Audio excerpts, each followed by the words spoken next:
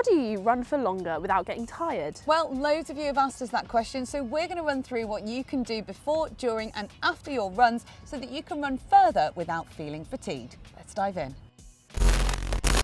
First off, it's worth saying that it's completely normal to find your runs hard. You might get out of breath, get tired, or get heavy legs, but don't worry because we've got lots of ideas to help. So let's start off by what you can do on the run. Yeah, start off slow. Lots of runners have a tendency to run their long runs at too fast of a pace.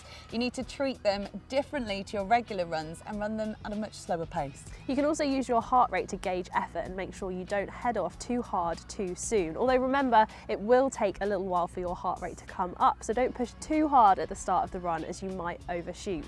You can use your average heart rate from your normal runs to gauge where you should be at, although leave a little bit of headroom below this in the first few miles. Yeah, and if you don't have a heart rate monitor to look at, then you should be able to hold a conversation. If you can't, you're going too fast. Don't neglect the warm-up. Start off by doing some light drills and then some dynamic stretches once you're warmed up. You might even want to start off by doing a brisk walk or a gentle jog for a few minutes, then stop, do this, and then begin your run. It can be so tempting to skip the warm-up, especially if you're short on time, but warming up can be so beneficial to your running and can even help you run for longer when you're feeling tired.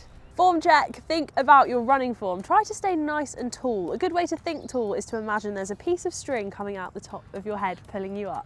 Don't overstride either, so don't try and reach out in front of you to take longer strides. In fact, try to slightly increase your cadence, so taking more steps per minute, which will be easier with shorter strides. Yeah, and a slight increase in cadence will also help you to try to make contact under your body rather than out in front. Don't let your hips sink, your knees roll in, or your shoulders hunch forward. Let your feet come underneath your hips as you strike the ground. Also, think about your arms when your legs get heavy and tired, so drive your arms to power your legs. Yeah, and you can use a running form check as a way of being present in the run rather than constantly thinking, I want this to be over, or I'm so tired, when will this end? Mindful running is a really good way of thinking positively about the run, being present with what's happening and thinking about things that will help you go further and boost morale rather than making you feel rubbish.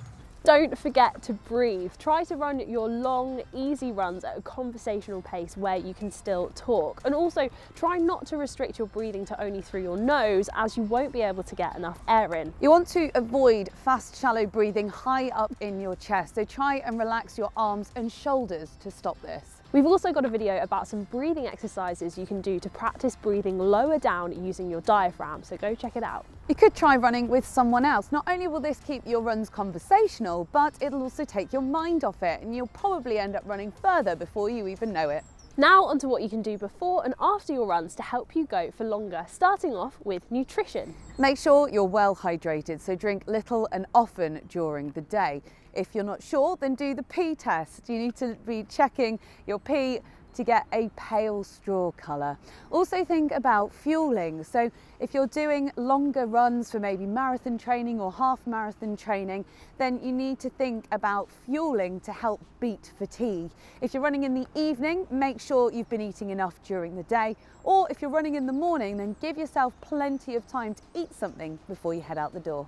Do you have a healthy overall diet? Are you eating healthy foods that have a slow release of energy in combination with protein and healthy fat? Or are you eating processed foods which can lead to a big crash like sweets and chocolate? Depending on how long your run is, you may need to refuel or rehydrate on the run itself. If you need some tips about this, then please check out our videos all about it, because we've got loads of tips for you. Variety is the key to helping with endurance. Yeah, don't just focus on running long, build variety into your weeks, such as intervals, tempo or threshold runs, hills and short recovery runs. All of these shorter runs will help with your endurance and make those longer runs feel a bit easier. Also think about your overall volume in terms of total mileage as well as your individual long run mileage too. If you're able to gradually increase how far you run in a week and do it in a varied way, you will see a positive impact. As a general rule, you should only be increasing your overall mileage by a maximum of 10% per week. Yeah, and then turn your attention to the non-running activities which can help you. Strength and conditioning or HIIT workouts can keep you strong and support your on-run posture, as well as regularly practicing drills to hammer home the muscle memory of the way you'd like to move when you're feeling fatigued. There are lots of running specific movements to help strengthen specific areas, and we have got lots of workout sessions to try, so go and check them out if you haven't already. Yeah, in fact, we've got videos that go into loads more detail about every topic we've covered in this video, so go dive into the archive to find out more. And if you found this video useful, please do subscribe to the running channel so you don't miss any of our videos in the future.